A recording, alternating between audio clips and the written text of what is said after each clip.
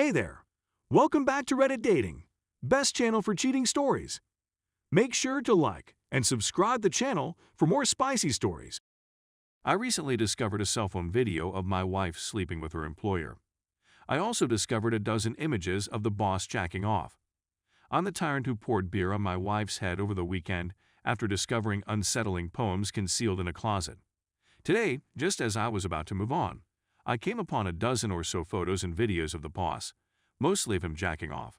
He emailed them to our home computer, so I'm completely confused. I'm now attempting to come up with something fun and intriguing to do with these. Any suggestions? He works for a huge, well-known corporation. Update. We've been married for 15 years and have 2 young kids. I basically told her she could stay in the house and that I'm not going to file for divorce right now. My wife is in excruciating pain right now. She's been subjected to a never-ending barrage of verbal abuse from everyone. She is sick and disturbed to the point of vomiting, understanding how horribly she has screwed up her life. I can pass along play-by-play details if interested. I'm in charge of the wife. So, right now, I'd feel a lot better if the boss felt some emotional suffering as well. And because my wife has MS, she could become completely paralyzed and die if she does not have health insurance. Update No. 1. I believe I have a strategy. But first, a question. If I post those images and videos online and my wife is fired by her company because he is with me, will our family be able to sue the employer? I suppose it doesn't really matter. I was just curious. Update No. 2. His photographs are being displayed alongside the letters he sent, poetry he penned, and other items. We're currently working on the website. For the following few months, he will undoubtedly feel some emotional and bodily distress in the presence of his friends and relatives. This is absolutely legal, and it makes myself and the rest of the family feel a lot better. We'll be even, and my wife and I will be able to move on. Third update. So we're writing material for the news site using photographs that have been carefully cropped and altered. We only want to show enough for friends and family to recognize him. We can always go back if we need to show more. I'm already feeling a lot better. He's going to get sick. I discovered that he is heavily active in a nationwide children's program. He will undoubtedly lose his directorship as a result of this. That will suffice for me. Perhaps my wife will be able to keep her work and health coverage. For the next few months, he'll be humiliated. Done. I'll post the link here as soon as it's available. Edit. I'm delighted you found this post. Isn't it a pain to be you sometimes? You obviously didn't know a lot about who I was. I'm curious as to what you were thinking when you sent us those movies and images. You honestly believed they wouldn't see my family, didn't you? OMG. If you are suffering with your identity and acceptance, I am the last person you should seek advice from. In addition, if you assume that things can't get any worse, you are gravely mistaken. In fact, you are an even bigger fool now than you were when we first met at Dave & Buster's. Rather than escalating the situation, make an effort to be more reasonable. Consider enlisting the help of an expert. Click here for some insightful information. Please refrain from sending frightening films to married women with families who may be exposed to them. The other female employee in your office has also been distributing the videos if you weren't sure, didn't know, or just forgot about them. There is a prevalent sense that you are a little undersized. Make an effort to be more useful, rather than criticizing me and lying to your buddies about your severe sexual problem. Consider how you might be able to acquire some assistance and begin to address some of these issues. You haven't earned the trust of your organization's directors and employees since you've only validated their long-held perceptions about who you are. You should refrain from referring to your wife as that obese in public places. When we hear something like that from you, it only serves to cement our perception that you are lacking in manners. Threats made by you to my wife in November were captured on tape and transcribed for your benefit. Google Voice is awesome. It's possible that you didn't remember or didn't realize it was a threat at the time, but the recordings are yours, so don't try to claim you didn't make them.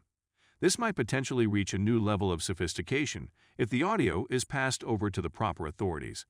You'll best out of jail on your first day there. So let's stay away from that. I'm well aware that things aren't going to be simple now. When it comes to macho lover and Latin pride, you got the whole thing going on. But if you're ever ready to put an end to this nightmare, please let me know. I'll see if I can come up with something. Story number 2. My wife cheated on me with her ex at our house on the night I planned to propose. I'm at a loss on where to begin.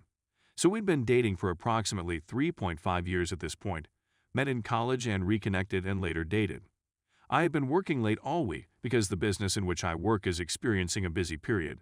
But today, I worked particularly hard to get out of the office by 6:30 or so to propose to my girlfriend.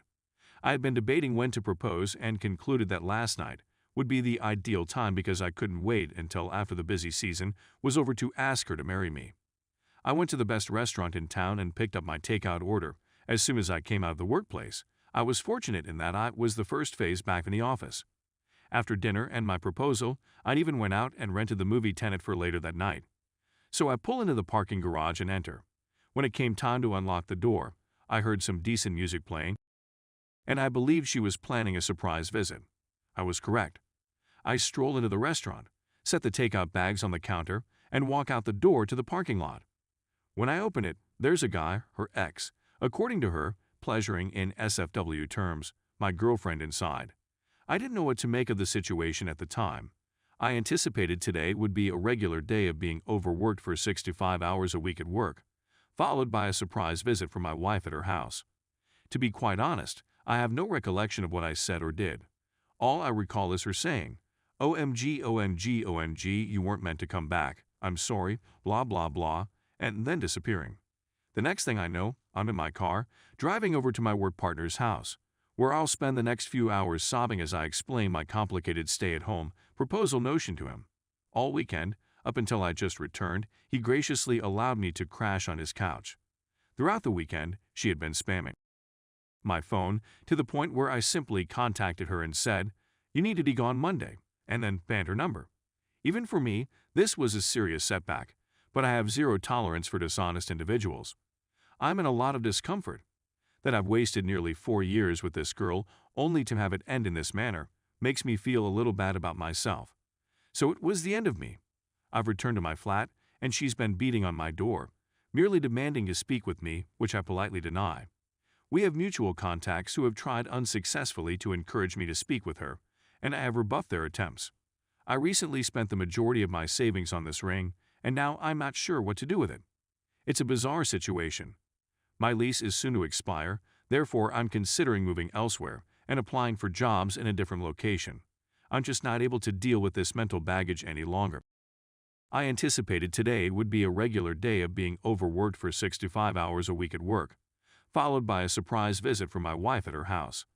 To be quite honest, I have no recollection of what I said or did.